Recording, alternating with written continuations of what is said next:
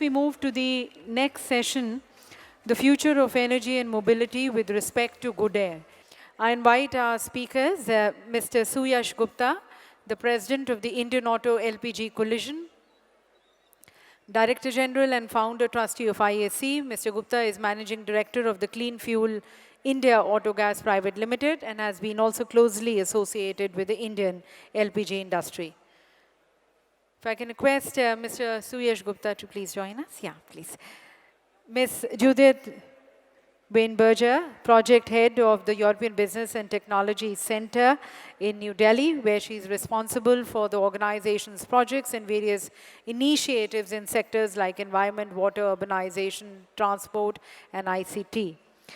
Mr. Sohinder Singh Gill, the Chief Executive Officer, Global Business for Hero Eco, which is a diverse conglomerate with global business interest in electric vehicles, exports, bicycles, healthcare, and real estate.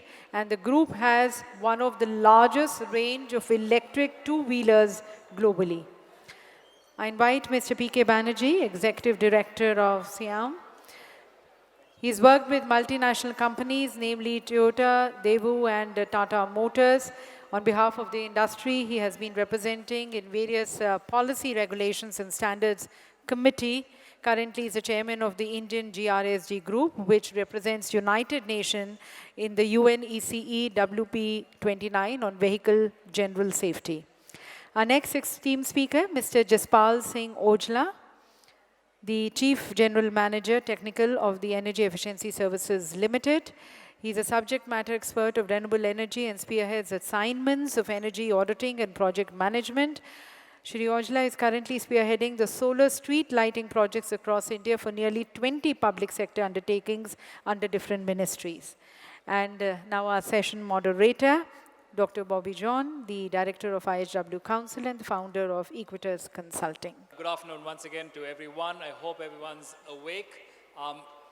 You've had a very interesting session looking at behavior, so I suppose we can continue keeping our behaviors on the on mode and pay attention to the conversation that we are about to have with our esteemed guests on the stage. Thank you, gentlemen, lady, for being with us this afternoon. Sorry also for being a little bit behind on schedule, but we still will have a good conversation here.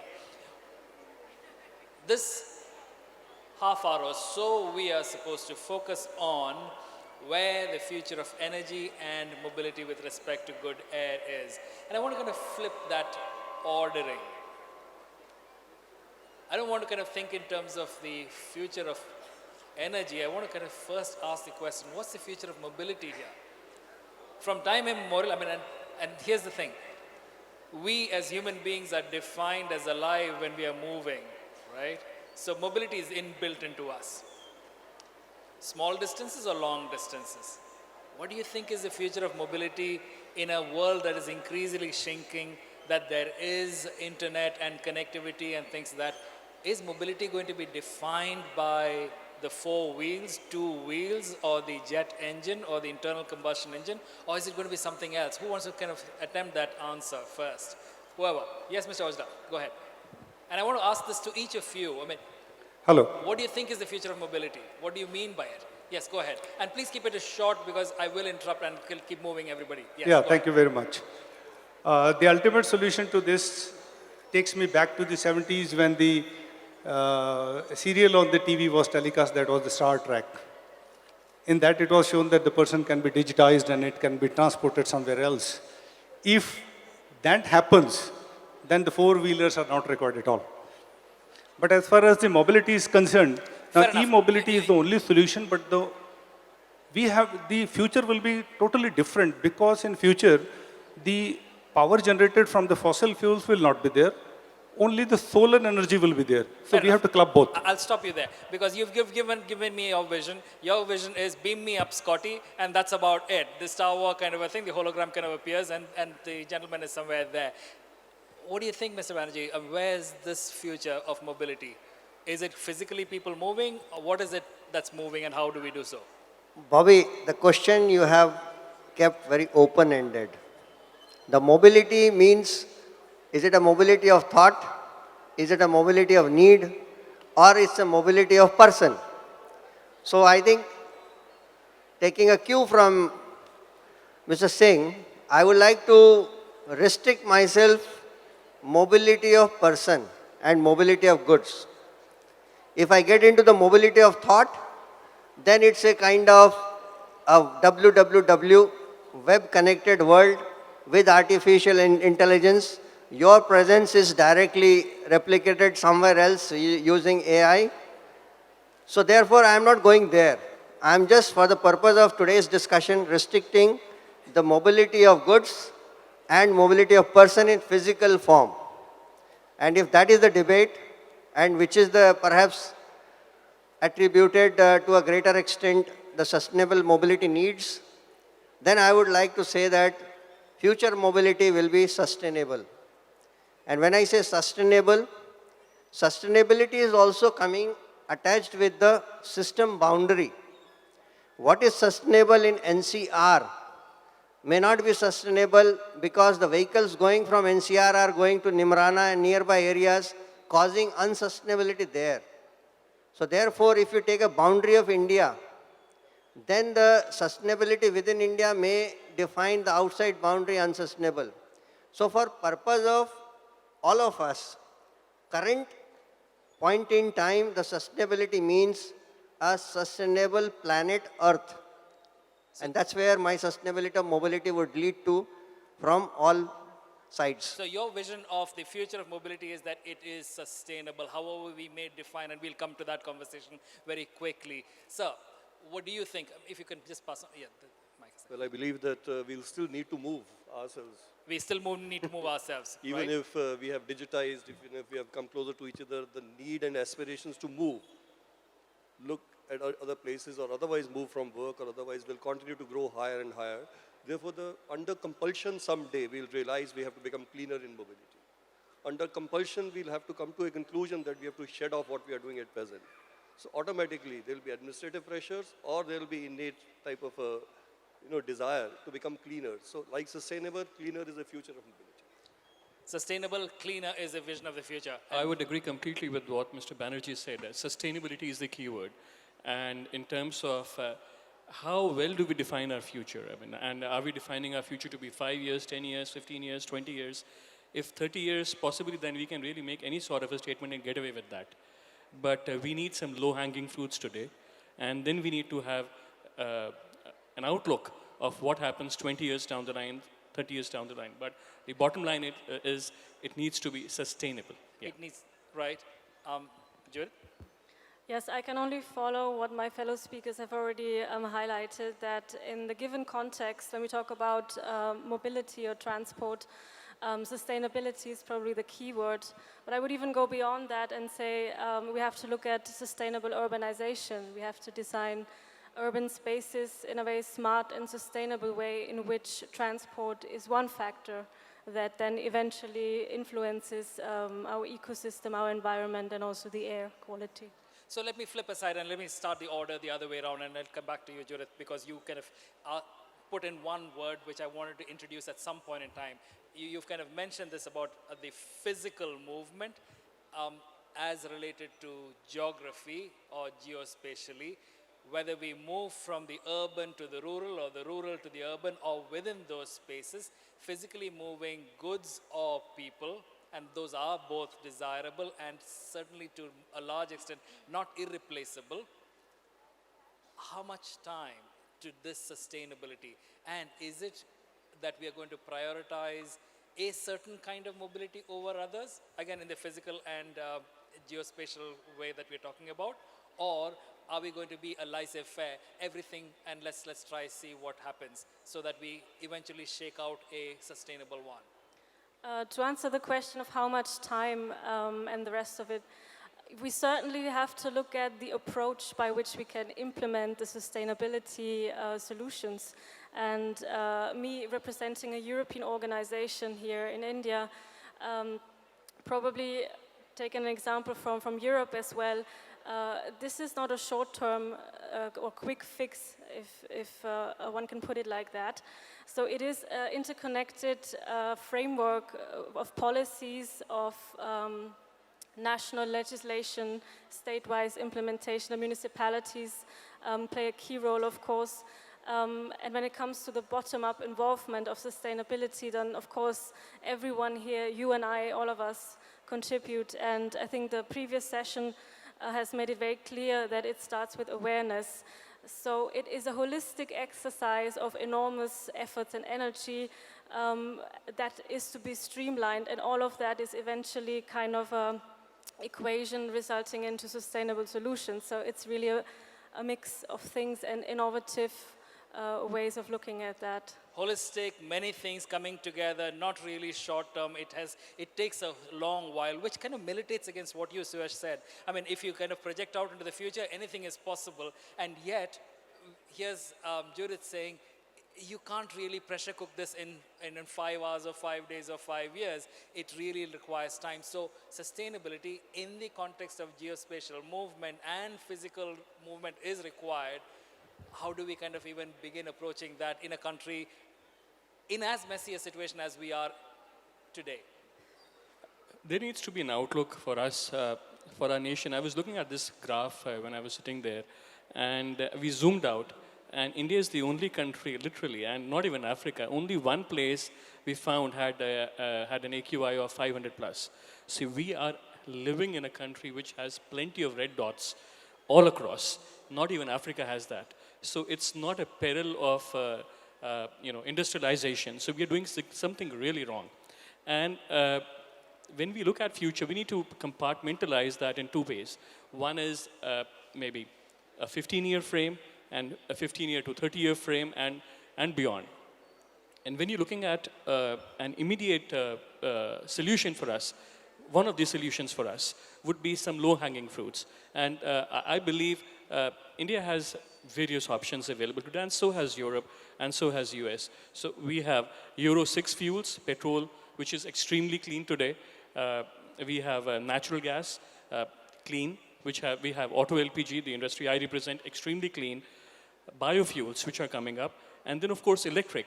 But to say that one size fits all and electric is the solution for all issues, a solution for all the perils we have in terms of air quality is not the right statement, particularly in the context of that today we have 65% electricity coming from fossils. And it's going to take at least 2 decades or maybe more to bring it under 40% or 30%. So are we allowing our children to breathe the same air until then? Are we not answerable? So my answer would be every fuel will have a role.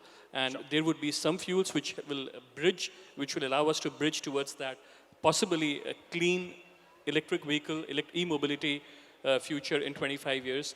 But we need to have some real immediate solutions. So people will move. There's no question around it. And one size will not fit all. There will be various kinds of, let's put it this way, energy sources that will power this movement. Mr. Gill, as a two-wheeler manufacturer, would we prioritize personal mobility over, let's say, collective mobility, or is there a trade-off there that we need to figure out that allows us both the crunch on the physical infrastructure and also on the energy requirements that are there? And how do you see that go forward? See, when you want to change things, you can't Sir, have could you too hold many, your mic? Yeah, you can't have too many things on your hand. Sure. Today in India, the rentals, sharings, or some sort of a collective mobility in two-wheeler is negligible. So if you're trying to attempt two things, electric as well as switch over to collective, it will be two things on your head. 2 crore two-wheelers are sold in India every year, and 1 crore 90 of them are personal. 2 crore vehicles are sold in India every year, Yes. of which 1.9 crores are personal vehicles.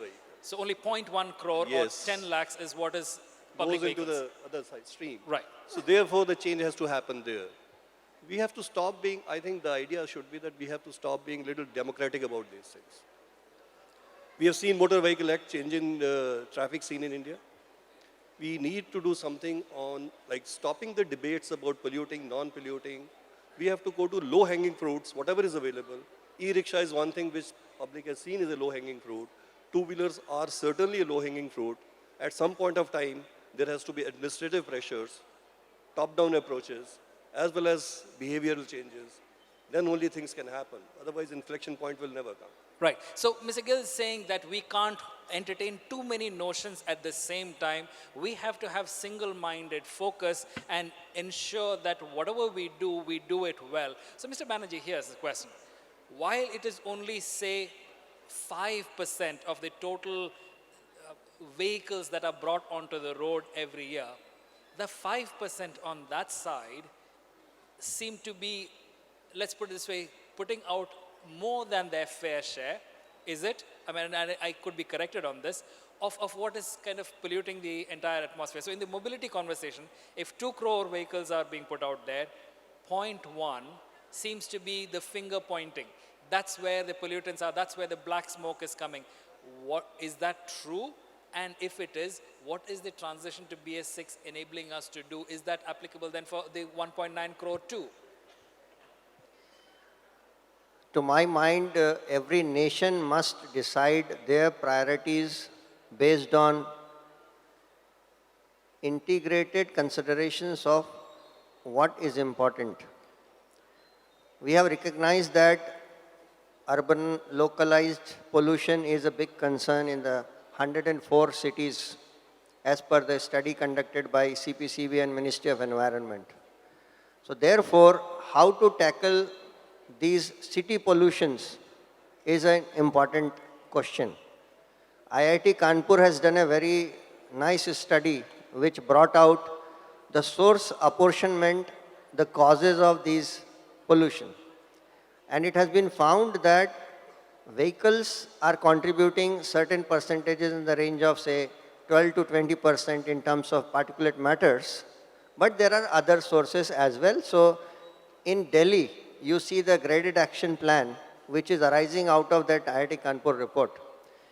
So Government of India has consciously taken a decision to leapfrog from BS4 to BS6, skipping BS5, because in BS6 vehicles, you will have almost 90% reduction in the particulate matter compared to BS4. So thereby, if you see the introduction of BS6 from 1st April 2020, you will have a drastic reduction on the particulate matter, which is a cause of concern to all of us. And we are very proud to say that two-wheeler industry, which is nothing but people's movement, means of people movement, are ahead of Europe in adopting BS6, 1 year ahead of Europe. So we are very proud that the kind of stakeholder consultation has happened and we have reached to this level where engineering-wise, we are ahead of Europe, both in terms of fuel efficiency and in terms of emissions in two-wheeler segment, which is consuming 70% of the gasoline in the country. So thereby, we should be very proud of ourselves, what we have achieved, and we should take note of what we need to do to mitigate the concerns of pollutions without compromising the basic needs of affordable mobility, which is a real essential reason for development of an economy. Today we have a largest population of youths in the world, and the youth is aspiring to contribute in the economic activity.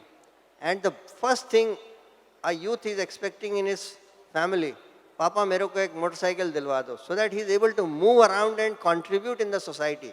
If you are not able to do that, perhaps you are holding back the nation's aspiration to achieve that economic goal. So while achieving that, our request is only that we should not be mindlessly copying the West, because their priorities, their phase of life in the evolution of the civilization and economic growth is different. Sure. So we should be having our own priorities and ensure that in point in time, the actions we take is leading us to the very, very long distant vision and mission which we are aspiring to achieve. So let me ask the three of you in between that, am I understanding that we have a so-called near-term mixed bag kind of a future ahead of us, where we are transitioning out of the smoke belchers, so to say. We are being aided by this whole transition into BS6. We are being pushed ahead by our incentivization of electric. and we are also looking at a greater absorption of, say, compressed natural gas into our mobility industry. And therefore, we have a time ahead of us where we're adopting some things, but we're also trying to let go of some things. Now, how long is that tail, and how swiftly could that kind of come along? Mr. Gill, if you could start off. The problem also lies with the existing population of automotive in NCR or in big cities. If we are adding something So we like, can't hear you. yeah, in Delhi, if we are adding few lakhs electric two-wheelers or petrol two-wheelers of BS6, we have 85% population which are BS3, BS4, which will continue to exist for quite some time. So if we continue to do the way we are doing, this transition will take lots and lots of time, because 85% of the vehicles will still continue to pollute, then it will become 80%, 75%, 70%. So one has to think of how to weed out also in India, where economy is so much important, where the guy doesn't want to leave his vehicle, he doesn't want to even sell his vehicle. People are still buying second-hand vehicles, which are BS3 vehicles, contributing to 3 times or 4 times of pollution. So the problem of transition has to be based on urgency of requirement of transition. If we really need to be serious about pollution in Delhi, along with crops burning and building dust, the electrification and BS6 transformation has to be done much faster. Suyash? Yeah, Where do you see the CNG and the LPGs I play? would exactly. I guess that's where the role of fuels like LPG and CNG comes in, because we can convert BS3 vehicles, BS4 vehicles, and ensure, because whenever any vehicle is converted to gaseous fuels, the PM levels fall drastically, because in almost all the gaseous fuels, it's almost none. So, and to come back to your question, yes, there is a role for these gaseous fuels today. And coming back to the e-mobility debate, and picking you from what you said, it's going to take time, and it's going to take really a lot of time. We just saw, I was reading this article today, wherein 10,000 vehicles were tendered by Delhi, and ultimately 3,000 have been delivered by Tata. So it's going to be a long process. So it's going to be a long tail. Mr. Banerjee, before I kind of turn to Judith and to Mr. Ojla, go ahead. I mean, in terms of this long tail, this transition, how messy is it going to be? And if we don't kind of, or do we need to, how do we pressurize this, or how do we push it forward? I think you mentioned all the possibilities, but you forgot one of the most important aspect is the alternate fuels, ethanol, methanol, bio-CNG. India is a country blessed by the nature, and we have enough waste, bio-waste. I think utilization of those bio-waste to create energy sources, number of studies are there, and I feel that if that potential is harnessed, I think it will be able to address both. One is energy security concerns with regards to the import bill which is owing to the crude oil import. And the second one is the biofuels are anyway inherently environmentally benign because of the oxygen molecule. Fair enough. Judith. Yeah, I just wanted to add on to the discussion, in particular to the previous point made by Mr. Banerjee on India's way ahead when it comes to transport and mobility. I do agree that we should not blindly copy existing models that work well somewhere else in other parts of the world. However, given that a region like the European Union has already made a lot of mistakes in its previous history, maybe that's an opportunity to learn from that and move ahead. And I think India, being such a fast-moving and growing economy with a lot of innovation, the potential that we see here is leapfrogging certain kinds of stages and defining a model that works well for India. And in this regard, also linking it to alternate fuels and mobility, the question really is, what is eventually a business model that would work well? What are the kind of ecosystems we have to create in which all of these models can be implemented and people can benefit from it in the right way? So once it makes sense from a business point of view, and implying that, of course, the end consumer is happy with what they get, I think then everything can even be shorter than expected. Sure. This is where I turn. I mean, for a second to the audience, and I want to just check whether they are following this conversation, or it's just six people just sitting up here and having a nice conversation. Hello, everybody? Anybody there? Yeah. Okay. So here's my question, and I want to show off hands here. How many of you think that in the next 5 years, 2025, okay, that we would be 90% on our way to electric vehicles? How many of you think that that's the future? You'll have to raise your hands a little bit. We are a little far away. Okay? And how many of you think that that electric future is still a mirage, that it will take us not 2025, it will be a much further longer thing? So for all of you that are holding your hands up, keep your hands up. I have a question for you. So what do you think you're going to do in between? If the electric is going to be a mirage, what are your personal plans for the time that you're going to stick your hand up? Keep your hand up and tell me how you're going to reduce the pain. Anybody? Public transport? Sure. Do you have a bus stop close to you, 5 minutes of walking from your house? Not exactly. Right. Somebody else? Yes, you gentlemen. What's your plan? Your car? All right. So, sorry, what did he say? Carpooling. Right, carpooling. You have friends who are going to tolerate you in their car every other day? Right, okay, great. Mixed bag out there. Just assuming that the future is electric, right? And I'm not even going to get into this whole conversation about biofuels. I know that about bio waste coming into electricity. Biofuels may be a very expensive way of using water to convert into mobility, is my personally held belief. If we are to accelerate towards the electricity part of it, there are two questions here. How much more do people need to do to both incentivize that move to electric? And second, how on earth are we going to produce all this electricity? And don't tell me that everything is going to come from the sun on a reliable basis. Right, where do you want to start? Go ahead. So when it comes to e-mobility, I think that's one solution out of many that can work or already work. So you're still saying it's only going to be one solution? I think there's no one quick fix that would be adaptable whole over India. India is such a huge country with different kinds of requirements, and e-mobility, of course, is one key pillar when it comes to the transformation in the mobility space that is being explored as we speak. Also, our organization is doing some pilots in this regard with various businesses across continents. However, yeah, as I said, I think it has to work for India, and the incentives can only come once we figure out in which kind of models we can deploy the e-mobility. And through public, starting the movement from the top, that's of course necessary, but at the same time, maybe focusing on commercial niches before entering the private segment. That's, according to my very personal point of view, in terms of e-mobility, the way forward for India. Suyash.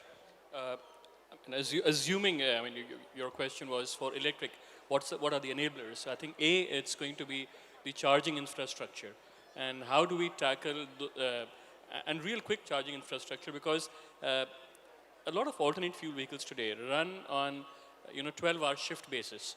For example, in Bangalore, the same auto rickshaw is passed on to another driver, and if that vehicle is out of service for 2 hours to charge it, whose livelihood is impacted and who pays for that? So there are several questions attached to that. A, and B, again, is cheaper vehicles, electric vehicles, and much more efficient battery technologies. We are seeing scenarios wherein electric vehicles with this technology today, they struggle with the high temperatures in India. And they've been very successful in Europe because of very low climate ranges. If for the same battery, it may go for 200 kilometers, but in India, the same vehicle may just do 130.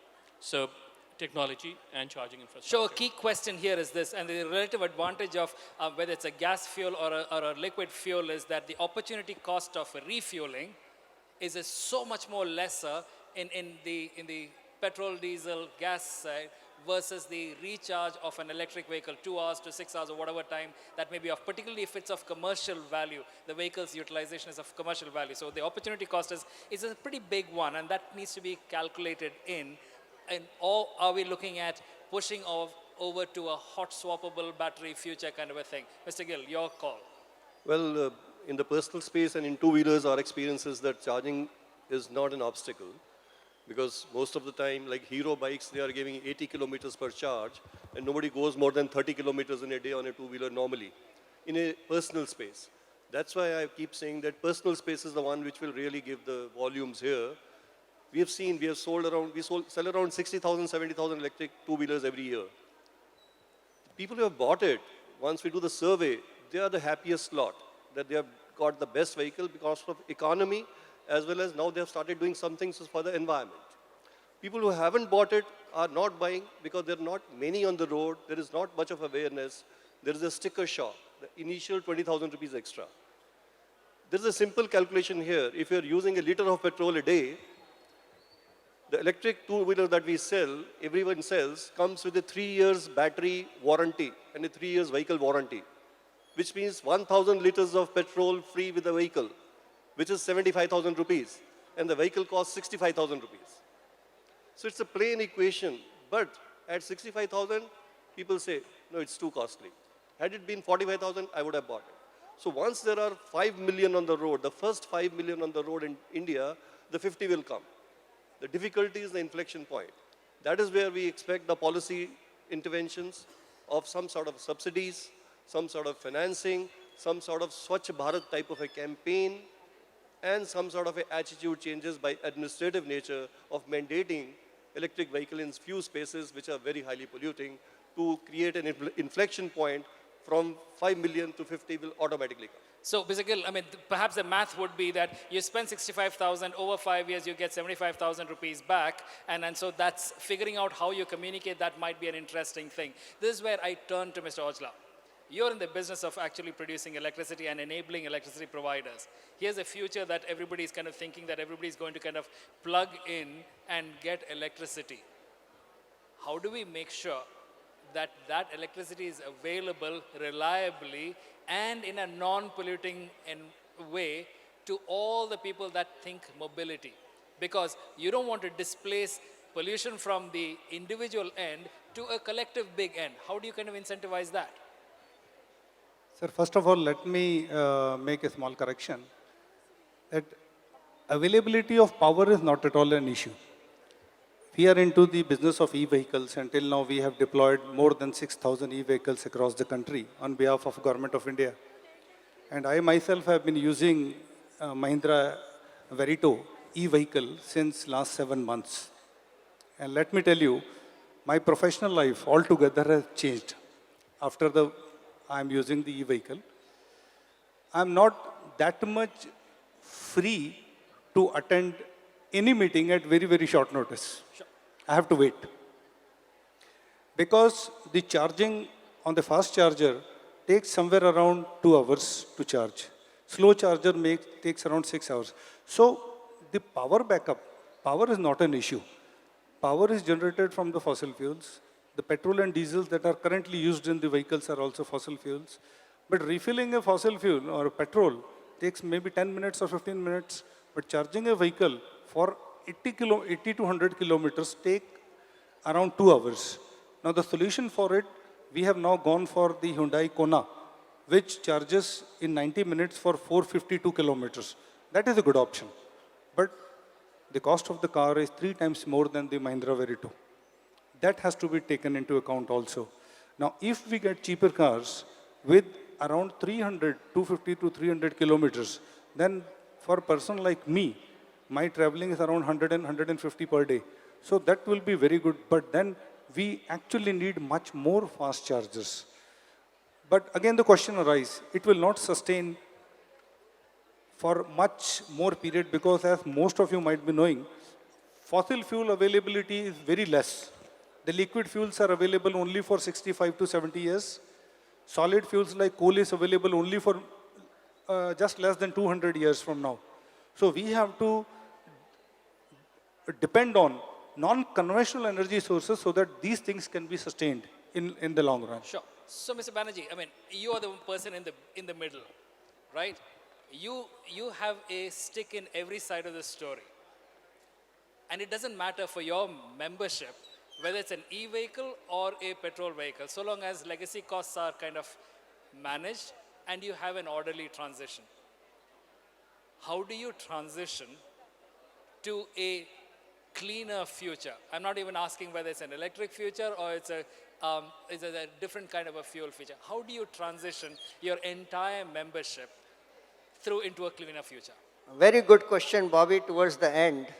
And let me try to answer this because the answer has to come from the user of the vehicle. So let me pose this question to the audience here. Audience, you have a question Audience, here. please hear me out. I'm giving you 4 options. 1, 2, 3, 4. Tell me what stands in 1, what stands in 2, what stands in 3, and what will be the 4. So number 1 is safer ride. Number 2 is comfortable ride. Number 3 is environmentally benign ride. And number 4 is cheapest ride. To move from one place to another, out of these 4, may I hear from you what stands for you the number 1 consideration? So the 4 options are you looking for a safer ride, a comfortable ride, an environmentally conscious ride, or a cheaper ride? What is number 1 for you? I think Safer ride. Can I have the hands up for the cheaper rides? safer.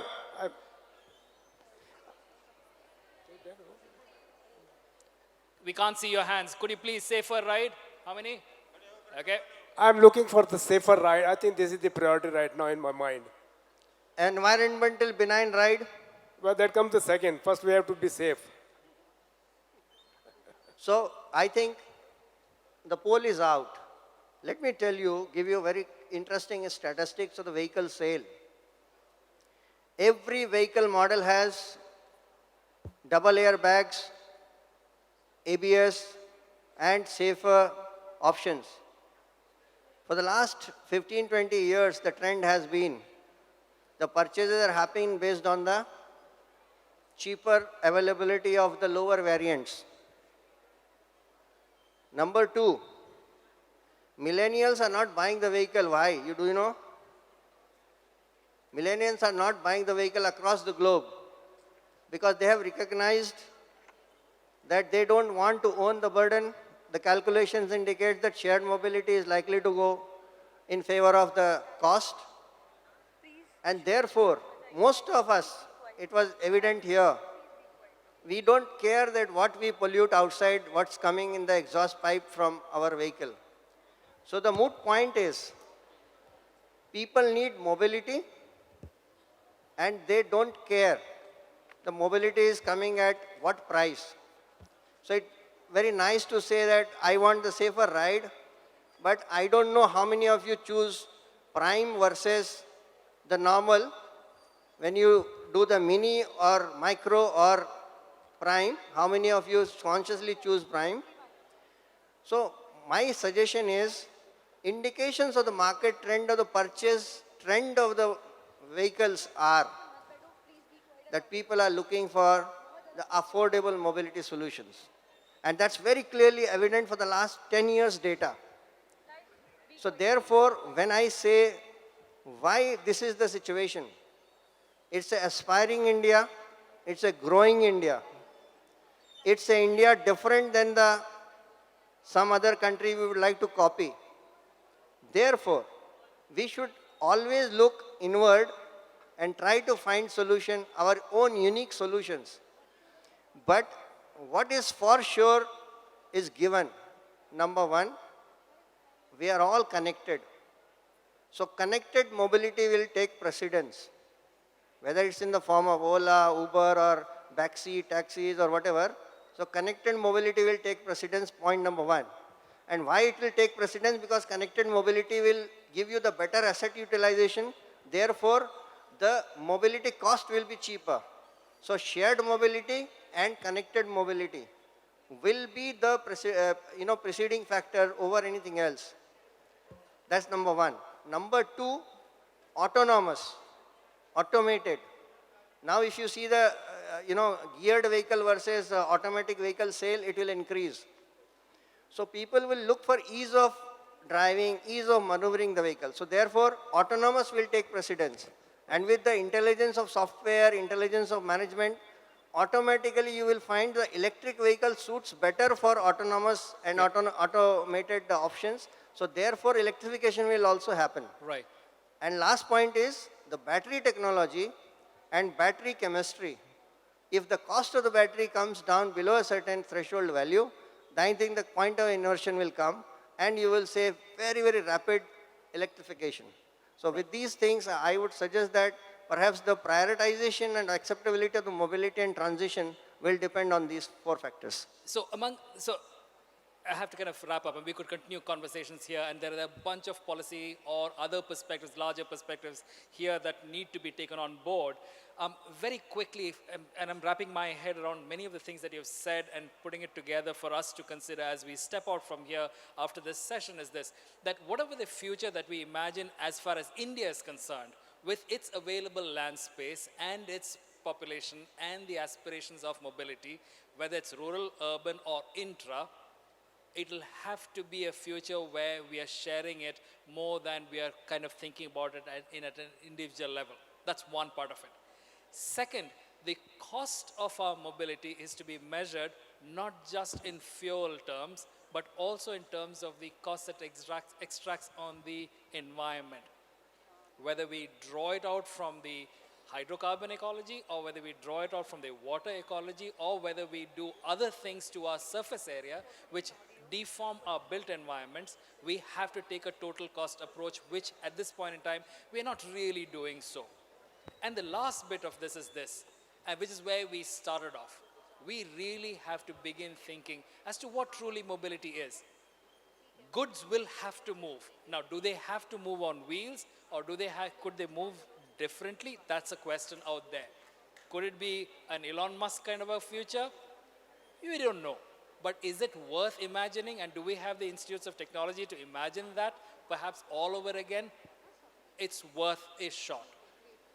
Do we necessarily have to move people, or can we move services without moving people?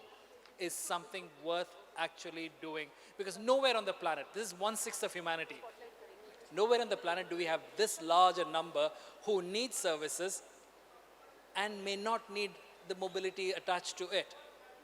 And the last part of it is this: we cannot sacrifice our future generations for our current mobility priorities. And that is something that should agitate us and make us work better on our technologies or whatever solutions that we have, and make sure that we are first doing no harm and minimizing the harm that we're doing to the environment and to ourselves. Thank you, gentlemen, Judith, for being with us. Thank you for answering our couple of questions and being with us through this afternoon's session. It was a privilege to have managed this conversation. Thank you very much. Yeah, thank you very much to all our panelists. And I would like to request our moderator, Dr. Bobby John, to kindly present the mementos expressing our thanks and regards to all our eminent speakers. This is a message towards sustainability with these plants. And as was mentioned that India has its own challenges, we need to devise our own ways and own solutions towards creating a balance between development and sustainability. So how it is going to be shaping sustainability in the area of mobility, in the years we'll come to know how good we are on the path of achieving the target e-vehicles 2025 and the BS6 and other moving into more less polluting fuels.